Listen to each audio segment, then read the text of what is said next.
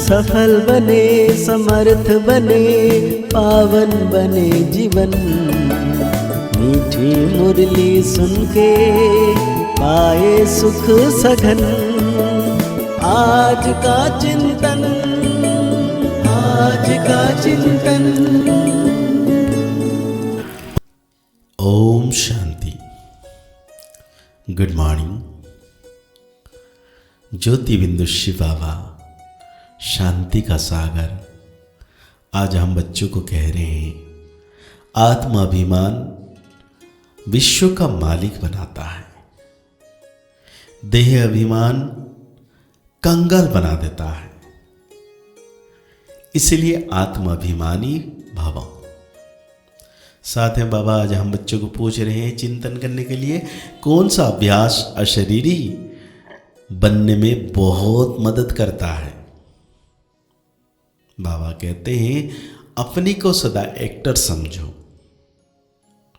जैसे actor part पूरा होते ही वस्त्र उतार देते हैं, ऐसे तुम बच्चों को भी यह अभ्यास करना है।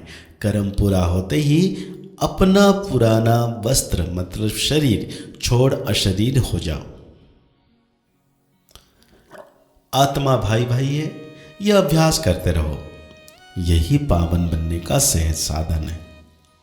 शरीर को देखने से क्रिमिनल ख्याल चलते हैं, इसलिए शरीर भव। तो बाबा कहते हैं, बाप बैठ बच्चों को समझाते हैं, क्योंकि बहुत बेसमझ बन गए हैं। 5000 वर्ष पहले भी तुमको समझाया था और दैवी कर्म भी सिखलाए थे। तुम देवी देवता धर्म में आए थे, फिर ड्रामा प्लान अनुसार पुनर्जन्म लेते लेते और कलाएं कम होती जाती है और कलाएं कमती होती जाती है। फिर प्रैक्टिकल में बिल्कुल ही नील कला हो गई है, मतलब खाली, कोई भी कला नहीं है।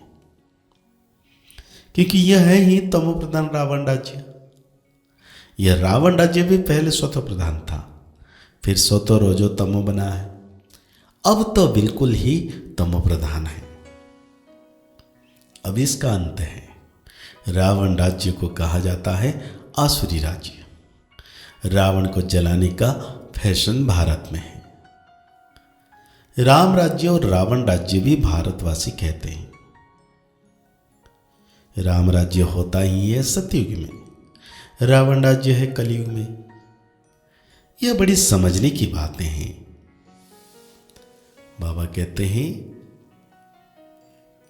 जितना तुम अपने आप को समझोगे कि मैं एक आत्मा हूं, तो फिर, क्योंकि बाबा को ड्रामा भी वंडर लगता है। अच्छे अच्छे बच्चे पूरी रीति ना समझने के कारण अपनी तकदीर को लकीर लगा देते हैं।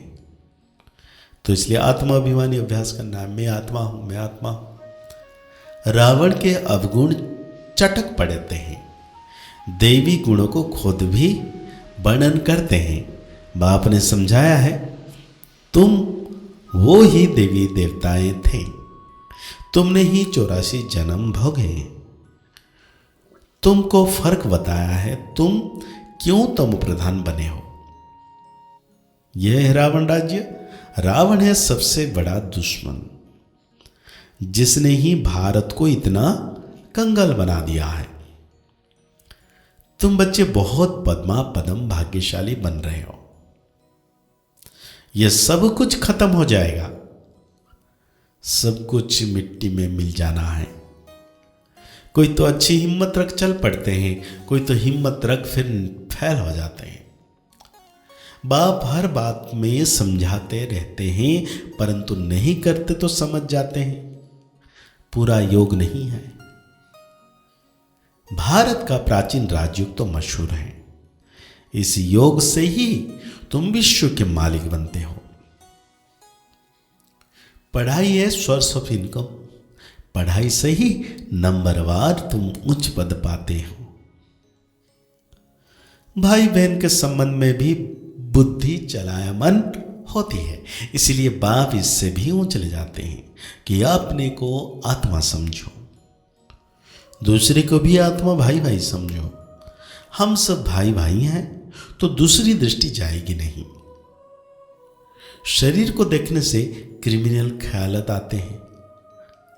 बाप कहते हैं बच्चे अशरीर भव, देही अभिमानी भव, अपने को आत्मा समझो।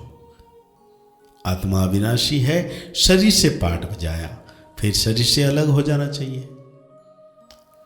बाबा पुरुषार्थ करने की विधि बता रहे हैं कि क्या क्या प्रैक्टिस करना है। बाबा कहते हैं वो एक्टर्स पाठ पूरा कर कपड़ा बदली कर लेते हैं। तुमको भी अब पुराना कपड़ा मतलब शरीर उतार नया कपड़ा पहनना है। इस समय आत्मा भी तमो प्रधान, शरीर भी तमो प्रधान। तमो प्रधान आत्मा मुक्ति में जा नहीं सकती, पवित्र हो तब जाए। अपवित्र आत्मा वापस नहीं जा सकती। ये झूठ बोलते हैं कि फलाना ब्रह्म में लीन हुआ, एक भी जा नहीं सकते। वहां जैसे सिजरा बना हुआ है वैसे ही रहता है। यह तुम ब्राह्मण बच्चे जानते हो। गीता में ब्राह्मणों का नाम कुछ भी दिखाया नहीं है। यह तो समझाते हैं प्रजापिता ब्रह्मा के तन में प्रवेश करता हूं तो जरूर एडॉप्शन चाहिए। वो ब्राह्मण है विकारी, तुम हो निर्विकारी। निर्विकारी बनने में बहुत सितम सहन करने पड़ते हैं। तो बाबा कहते हैं और जो सितम सहन करते हैं वही आगे बढ़ते हैं। यह नाम रूप देखने में बहुत विकल्प आते हैं। भाई बहन के संबंध में गिर पड़ते हैं। लिखते हैं बाबा हम गिर पड़े हैं, काला मुंह कर लिया। बाप कहते हैं वाह, हमने कहा भाई बहन होकर रहो, तुमने फिर यह खराब काम किया। उसकी फिर बड़ी कड़ी सजा मिल जाती है। वैसे कोई किसी को खराब करते हैं तो उनको जेल में डाला जाता है। भारत कितना पवित्र था। जो मैंने स्थापना किया उनका नाम ये शिवालय, यह ज्ञान भी कोई में नहीं है। बाकी शास्त्र आदि जो है उस भक्ति मार्ग के कर्म कांड है। सतयुग में सब सदगति में है, इसलिए वहां कोई पुरुषार्थ नहीं करते।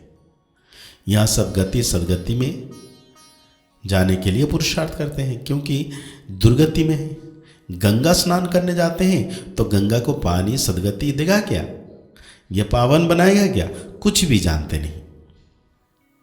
तुम्हारे में भी अभी नंबरवार है। भक्त लोग कहते हैं श्री कृष्ण भगवान है, तुम उनको 84 जन्म में दिखाते हो। अरे भगवान तो निराकार है, उनका नाम शिव है। बाप कितना अच्छी रीति समझाते हैं। तो आज बाबा हम बच्चों को धारणाओं में कहते हैं दृष्टि को शुद्ध पवित्र बनाने के लिए किसी के भी नाम रूप को ना देख अशरीर बनने का अभ्यास करना है। स्वयं को आत्मा समझ आत्मा भाई से बात करनी है। सर्व का सत्कार प्राप्त करने के लिए ज्ञानियों की ताकत धारण करनी है। दैवी गुणों से संपन्न बनना है। कैरेक्टर सुधारने की सेवा करनी है। आज बाबा हम बच्चों को वरदान दे रहे हैं, बीमारी कॉन्शियस के बजाय खुशी खुशी से हिसाब किताब चुक्त करने वाले सोल कॉन्शियस बाबा।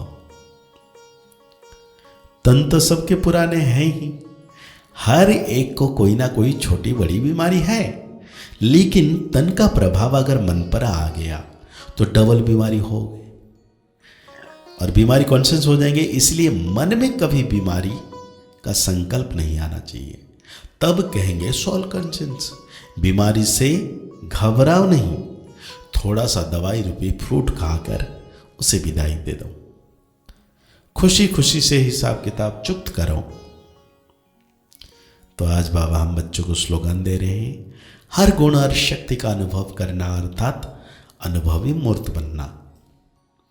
तो आज के मुरली के अनुसार हम सो मान लेंगे, मैं आत्माभिमानी पुरुषार्थ करने वाली श्रेष्ठ आत्मा हूं।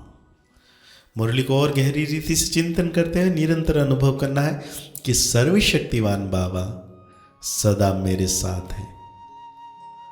मैं जहां भी जाऊं बाबा मेरे साथ है। मुस्कुराते रहिए, आगे बढ़ते रहिए, पुरुषार्थ करते रहिए। खुश रहें, स्वस्थ रहें, मस्त रहें। ओम शांति, ओम शांति। ओम शांति।